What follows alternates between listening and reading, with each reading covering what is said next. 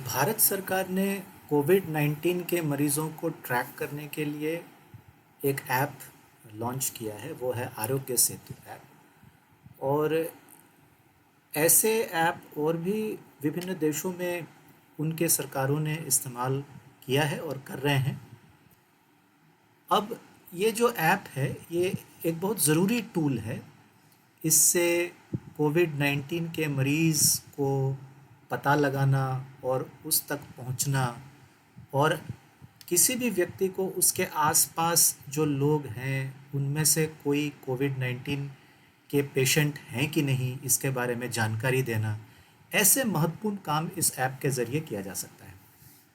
लेकिन फिर ये भी है कि पूरी दुनिया में अलग-अलग देशों में ये जो ट्रैकिंग ऐप्स है, ये ट्रैकिंग ऐप्स को लेकर बहुत तरह के सवाल उठ रहे हैं, और ख़ास तौर पे प्राइवेसी का सवाल उठ रहा है कि इसमें जो इस ऐप को इस्तेमाल कर रहा है उसका डेटा वो कितना सुरक्षित है।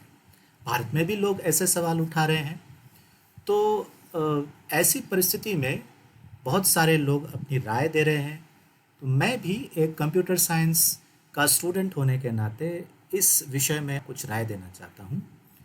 और मुझे ऐसा लगता है कि इस तरह का जो ट्रैकिंग ऐप है, अगर ये ओपन सोर्स हो तो इससे बहुत फ़ायदा हो सकता है।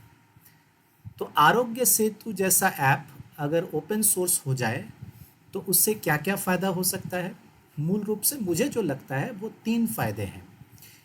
पहला तो ये है कि सरकार पर जो ज़िम्मेदारी है, वो ज़िम्मेदारी एक तरह से उसका डिस्ट्रीब्यूशन हो जाएगा। जब आप अपने ऐप के कोड को पब्लिक कर देते हैं, तो एक तरह से आप पब्लिक से कहते हैं कि लीजिए भई, मैंने ये ऐप बनाया, आप इसके कोड को देखिए।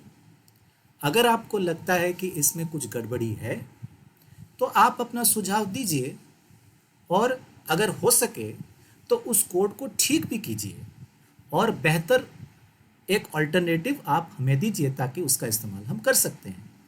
तो इस प्रकार से ज़िम्मेदारी एक तौर पर वो डिस्ट्रीब्यूट कर दे पब्लिक के बीच, और यही सभी ओपन सोर्स सॉफ्टवेयर करते भी हैं। दूसरी बात है कि ओपन सोर्स सॉफ्टवेयर हमेशा ज़्यादा सिक्योर होता है। उसकी वजह यह है कि ओपन सोर्स मतलब सारा कोड पब्लिक के सामने है, तो बहुत सारे लोग उस कोड को जांच रहे हैं, ढूंढ रहे हैं अगर उसमें कोई गड़बड़ी है कि नहीं। अगर गड़बड़ी है तो ज़्यादा से ज़्यादा संख्या में लोग उसके बारे में बता रहे हैं। अगर कोड ओपन सोर्स नहीं है तो कुछ ही लोग उसको स्टडी कर रहे हैं, उसके कोड को पढ़ रहे हैं, देख रहे हैं और उसमें गलतियां ढूंढ रहे हैं। लेकिन ओपन सोर्स होने से ये संख्या बहुत तेज़ी से, लाखों में, करोड़ों में, सिर्फ भारत में ही नहीं बल्कि पूरी दुनिया के लोग, जो लोग कंप्यूटर साइंस से जुड़े हुए लोग हैं, जो लोग कोडिंग करते हैं, वो लोग उसकी जांच कर सकते हैं, और अगर उसको और बेहतर बनाया जा सकता है तो उसमें कंट्रीब्यूट कर सकते हैं। तीसरा जो फ़ायदा है ओपन सोर्स करने का, इस तरह के ऐप का, वो ये है कि इसमें क्या होगा कि अधिक से अधिक संख्या में लोग उसको ठीक करने के लिए, मतलब अगर कहीं पे कोई गड़बड़ी है, मान लीजिए कि एक गड़बड़ी मिल गई, या कोई सिक्योरिटी का इशू कोई ढूंढ निकाला, तो उसको ठीक तो करना पड़ेगा। तो मान लीजिए कि अगर ओपन सोर्स नहीं है, तो सरकार और उसके जो नुमाइंदे हैं जिनको उन्होंने हायर किया है, कुछ लोग हैं, वो लोग हो सकते हैं एक कंपनी है या कुछ लोग हैं, तो सिर्फ वही लोग उसको कैसे ठीक कर सकते हैं उसके बारे में काम करेंगे। लेकिन अगर ओपन सोर्स हो जाता है तो सिर्फ वही लोग नहीं बल्कि पूरी दुनिया में बहुत सारे लोग वो जो डिफेक्ट्स है, वो जो प्रॉब्लम्स है, उसको दूर करने के लिए कोड करेंगे, और अपना जो कोड है उसको वो सबमिट करेंगे, जिसको जांचने के बाद उस ऐप में उसको शामिल किया जा सकता है। तो इस तरीके से आरोग्य सेतु जैसा ट्रैकिंग ऐप भारत में और विभिन्न देशों में ये एक तरह से हमारे अभी के समय में जो पैंडेमिक है, इस पैंडेमिक को लड़ने के लिए एक बहुत ही ज़रूरी ऐप तो है।